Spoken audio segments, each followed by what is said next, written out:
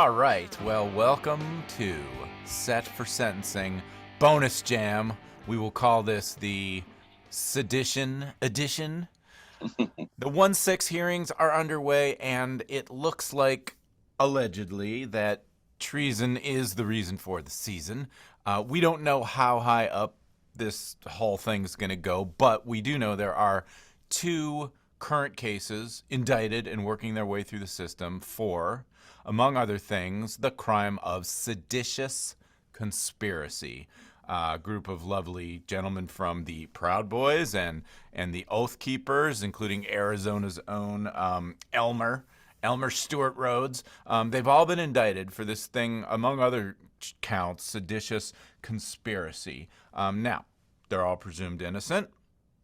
But what we are here to talk about today is what happens if they are convicted. What kind of sentences will they be facing? Now, it's a federal case. The federal guidelines apply. The calculations under any circumstances are rarely simple, but this deal is a whole horse of a different color for a lot of reasons, but specifically because there's really no clear guidelines that apply and basically no history, no sentencing precedent to go off of to figure out what these sentences are going to be. So here today to help us unravel this morass, this mess, and the complexities of federal sentencing, I would like to welcome back my good friend and colleague, Mark Allenbaugh, the sentencing expert, the founder of sentencingstats.com.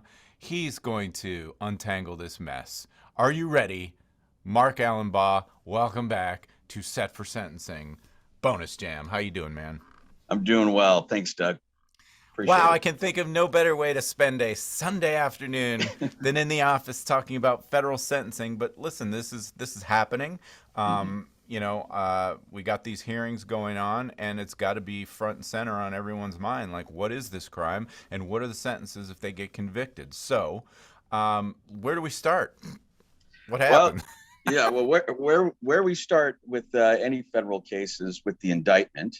So just let me bring that up here.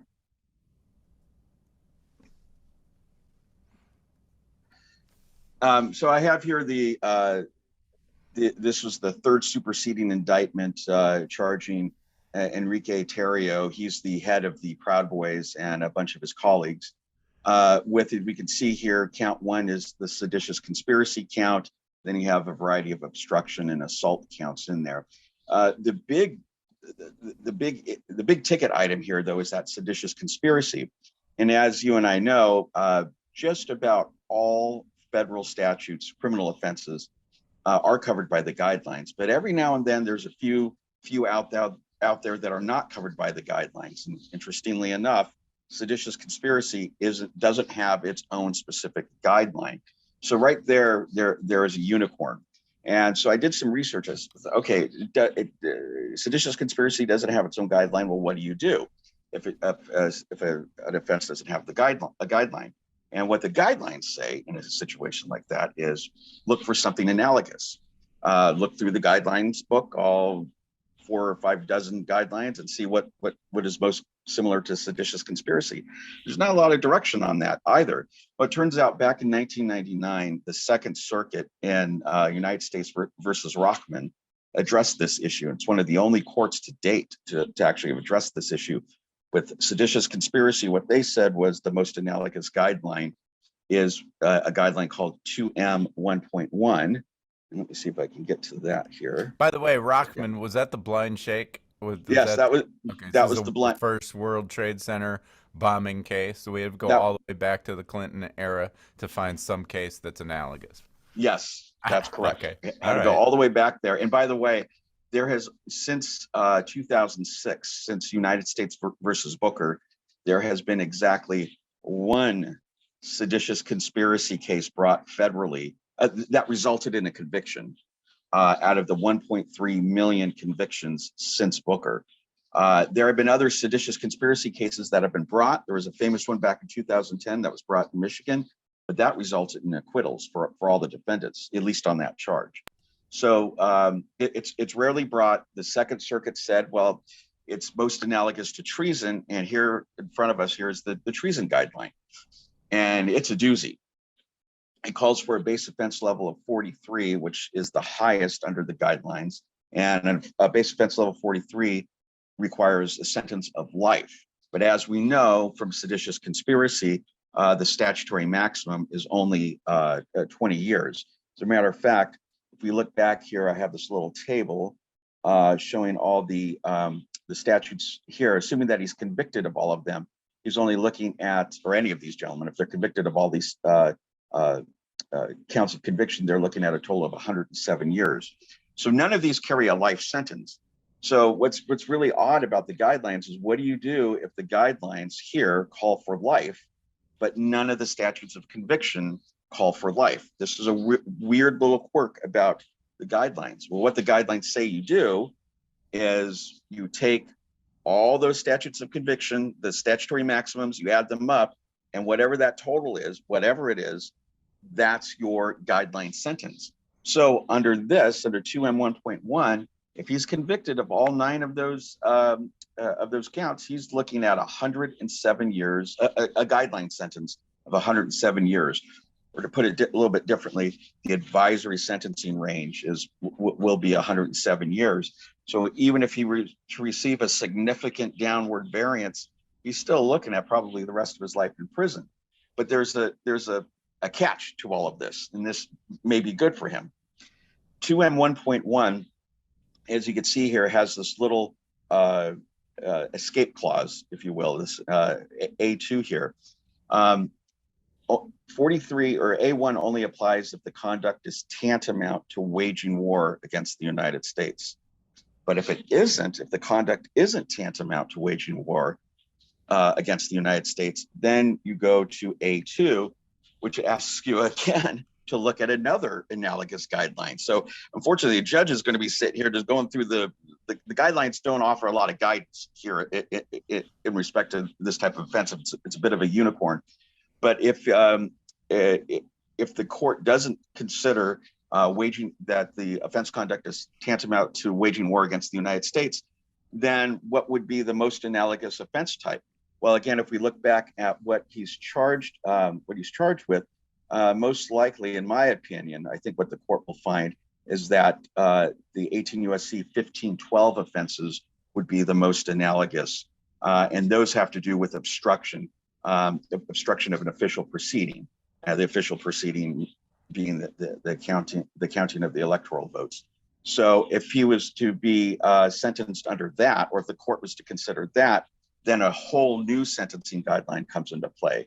Instead of 2M1.1, I'm just going to go through here real quick. It would be, 2J, there it is, 2J1.2. This would be the guideline that would apply. So really what this comes down to is, was he waging war or not? If he wasn't waging war, instead of a 43, he's looking at a 29.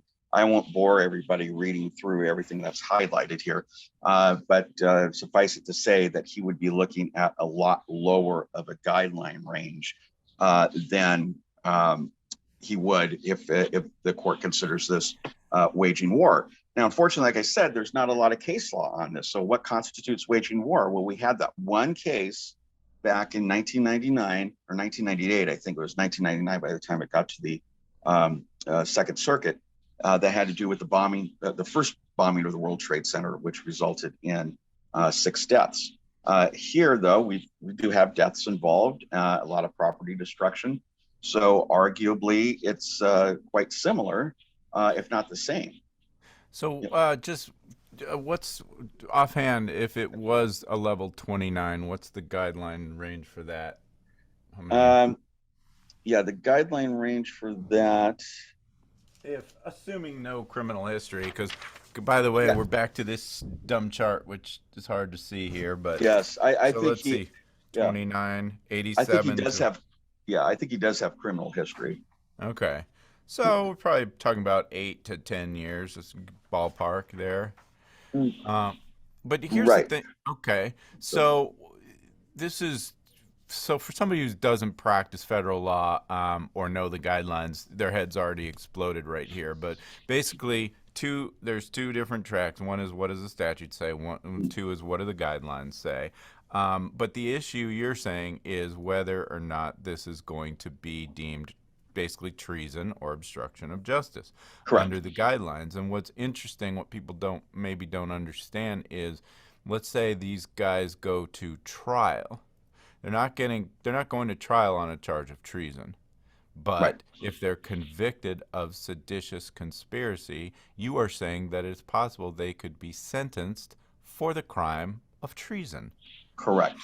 Okay, so what is, I mean, I guess the takeaway is that's a fundamental flaw of our sentencing guidelines, that you can go to trial on one thing and end up being sentenced for something totally different.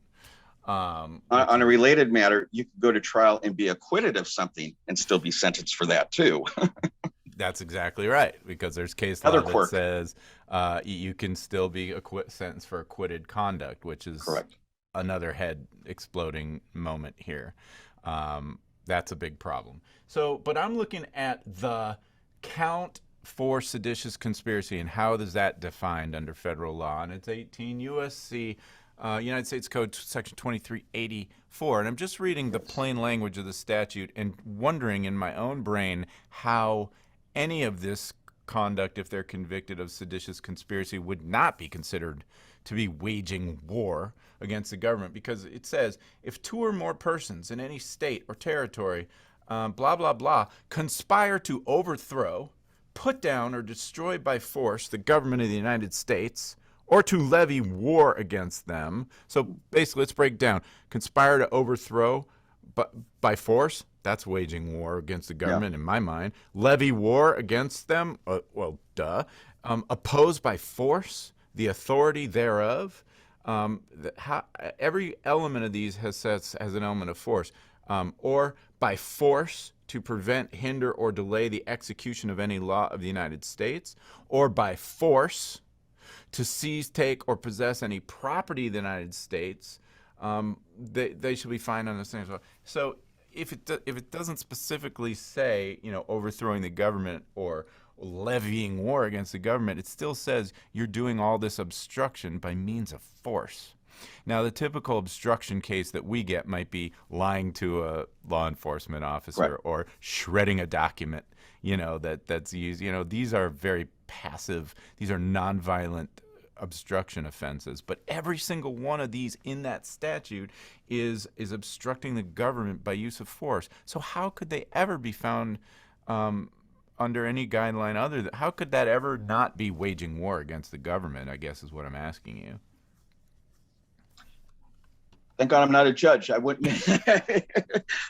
That's the problem for the court to determine. But I mean, in all seriousness, as you and I discussed before we got online here, 2384 does cover a wide range of conduct. So there may be ways a creative attorney can convince the sentencing judge that even though there was a lot of animosity, there was a lot of violence, that this wasn't tantamount to waging war, like Rothman was bombing the World Trade Center and stuff like that, and really trying to attack the government.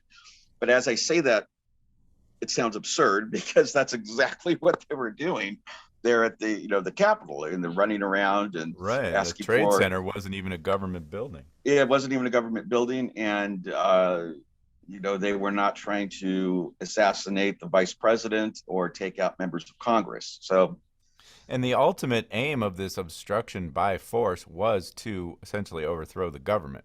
It was to stop the peaceful transfer of power, to keep Trump in office. So it was a coup. I think maybe the big takeaway is that even if they're convicted at trial or they plead guilty, that a huge portion of this case could actually be tried at the sentencing level. Correct. Right. Correct. Yeah, I think the meat and potatoes of this case is going to come down to sentencing.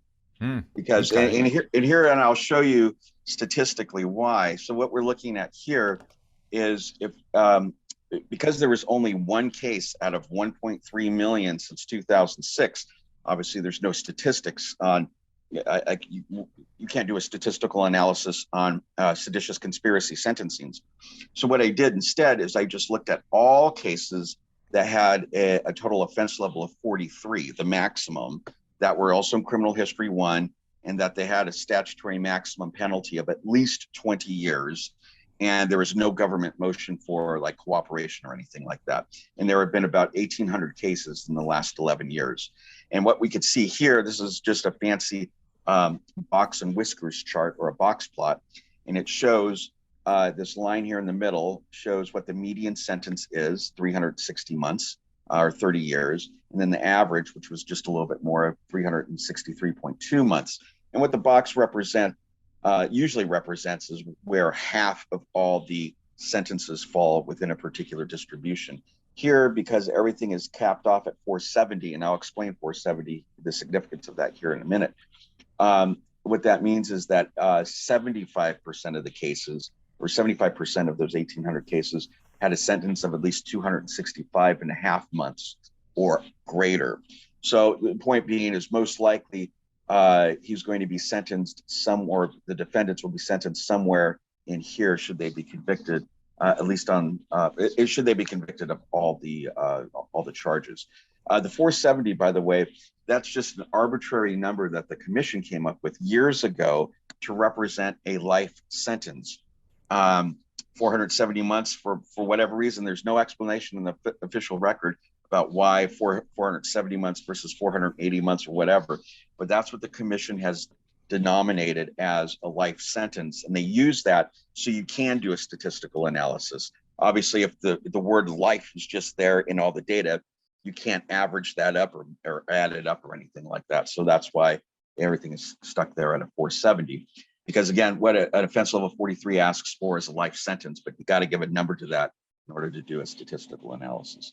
Anyway, that's probably a little bit too technical, but the bottom line is if the court considers this waging war, this is the range, the statistical range that most people are getting sentenced at for similar conduct or conduct that's just as serious with an offense level 43. Now contrast these high numbers with what'll happen if it's treated as an obstruction of justice case, a lot less. And here what we can see is there was between 2010 and 2021, there were about almost 5,700 cases that had that a total offense level of 29 under criminal history category 1. This is basically if the obstruction of justice guidelines apply, he's looking at around 7 or 8 years.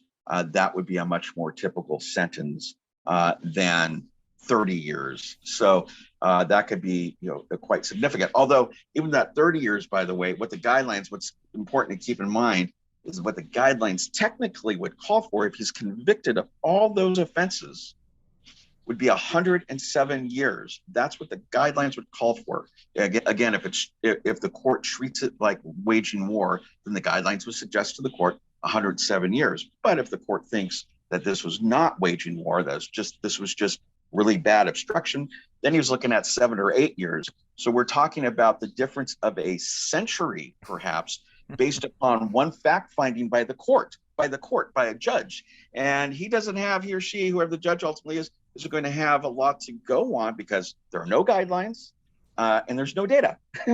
So it's just going to be a finger in the wind here about what to give somebody. And some people out there might say, well, throw the book at them, give all these defendants 107 years. Well, that's certainly a lot more than life, and none of the offenses carry a life sentence, but you would be putting them in for life, and that just seems a little bit backwards. As serious as this conduct is, it's not technically treason, because they weren't charged with treason. They can't be. You can only be charged with treason during times of war. And seditious conspiracy only carries a 20-year stat max.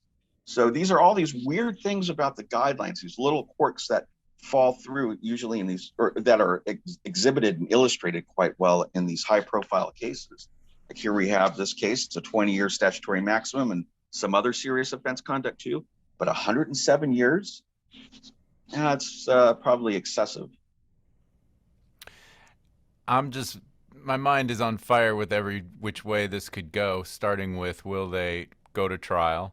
Will they plead guilty? If they go to trial, will they be convicted? And then if they're convicted, it's not just what is the sentencing going to be, it's going to be what is the state of the government at the time that all this, by the time all this unfolds.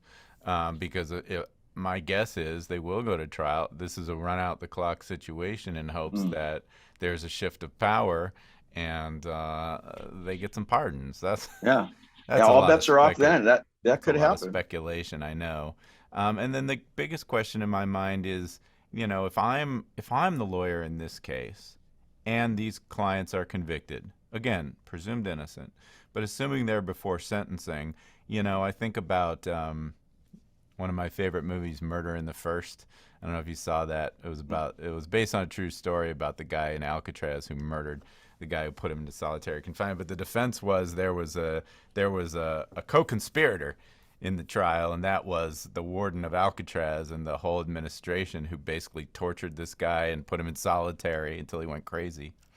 And then, he made this monster. These oath keepers and these Proud Boys, they were made. They were activated. They were inspired. They were encouraged. They were, some might say, commanded to come to what they thought was come to the defense of their country. So um, the real question is, does anybody higher up get held accountable? And then for me as a defense lawyer, the question is, how is that mitigation at sentencing? To say, my clients genuinely believe that they were doing a patriotic duty because that's what their commander in chief told them. Mm. And I don't even know if that may be a defense at trial. I doubt it. But in my mind, it certainly is a mitigation Yes, narrative. certainly could be a mitigator. Absolutely. Certainly a mitigator. I love to have hope. I love to end, because we get so swirling down the like cesspool of all of this. It's dark. These are dark waters we swim in. I love to have some ray of hope, some element of hope. I haven't heard it yet thus far as we wrap up this little bonus jam. Can you think of Can Well, you think here's of anything hopeful? Give me well, something, man. Give me something. hope, hopeful in terms of sentencing. Yes, I don't know if there's any hope in terms of a conviction, but this would be something for an attorney to glom onto to get a much more reasonable sentence. And this is based upon a rather famous, at least in sentencing circles, study that was done by Evelyn Patterson back in 2013.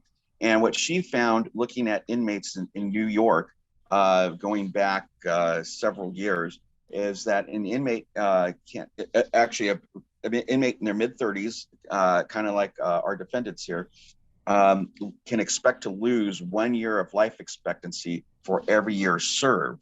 So assuming these guys start serving time now this year, they're looking at their life expectancy in prison. And this is the life expectancy was based off the Social Security, that they have a life expectancy calculator that I use. They're only looking at maybe 14 or 15 years. So I think a good argument for the court is, obviously the guidelines don't make sense here. They don't fit. Not only is there no guideline for it, but arguably there is not an analogous guideline. And treason, well, that's the Second Circuit, and we're in D.C., so that's not even controlling. This is it's a unicorn offense, and yes, it's serious, but in cases like this, perhaps looking at the life expectancy, judge, how much do you want these defendants to have any opportunity to live a free life, to give them something to look forward to at the end, or do you just want to lock them up and throw away the key? And if a judge is persuaded to give them some hope, then I would look at this life expectancy chart and say, judge, nothing more than 14 or 15 years. And that way they will be incented to cooperate in terms of good time conduct. And now we know with the First Step Act, there's all these other programs, these recidivism reduction training programs that are available to reduce the sentence. And then maybe these guys could come out and I can't even. Proselytize. Yes, that word. Thank you. Yes. Very hard to say. Against what happened and against this whole MAGA movement and be anti-Proudboy and stuff, and just say, look, we got brainwashed into this and we did something really, really, really stupid. Yeah. Yeah, and that reminds me of the Ty Garbin case out of Michigan, who was the first one to plead guilty in the plot to kidnap Governor Whitmer. And this was quintessentially a case of how a person gets radicalized, Yes, and how they can come out of it and be an example for others not to follow the same path. correct, So that correct. is hopeful.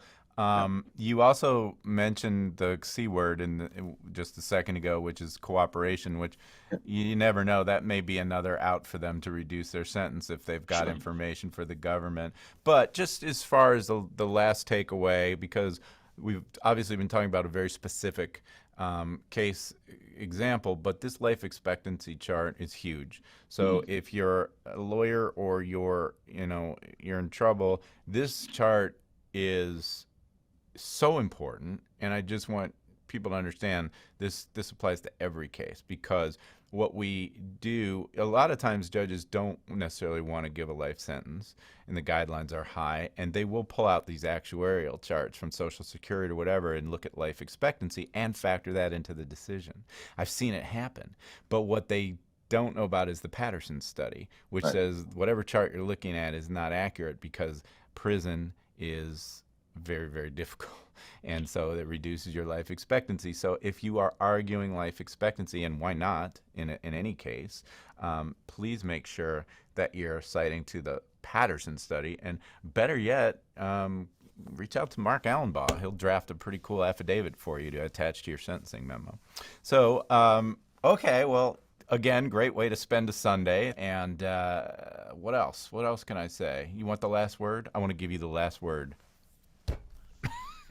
Yeah, well, the guidelines need to be fixed. And I think this is another high profile opportunity for to send a word to the commission once it's reconstituted, because again, we don't have enough commissioners right now. We don't have a quorum to start addressing some of these big holes that the big cases show that the guidelines still have.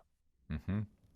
Yeah, and this particular guideline, I have a feeling, isn't going to be such a unicorn anymore. Yes. So it's probably need to fix this one. Yes. That's another good takeaway. All right, Mark Allenbaugh, thank you so much for hanging out with me on Sunday on Set for Sentencing, and we will undoubtedly be talking soon. Until then, take care, be well, and enjoy the rest of your Sunday. You too, Doug. Thank you. That's it for today, but before we go, I just wanted to take a moment and say thank you to you, the listener, for spending time with us today getting set for sentencing. Whether you're a lawyer, someone who could use the help, or maybe you're just a true crime buff who loves the inside scoop on how this whole thing works, I am so glad you're here, and I hope you keep listening. If you like the podcast, please do me a favor. Spread the word about Set for Sentencing and give us a rating and review on the iTunes podcast platform. It would really help. Last but not least, if you're interested in knowing more about what I do, mitigation videos, case consults, live teaching, on-demand educational content, books, articles, all of it, please visit www.dougpassonlaw.com. I'm Doug Passon. Until next time, hang in there. Wait a minute, that's a stupid way to sign off on a podcast about sentencing. Hang in there. What's the matter with you, man? I guess they call that gallows humor. Sorry. All right. Well, I will see you next time on Set for Sentencing. Bye-bye.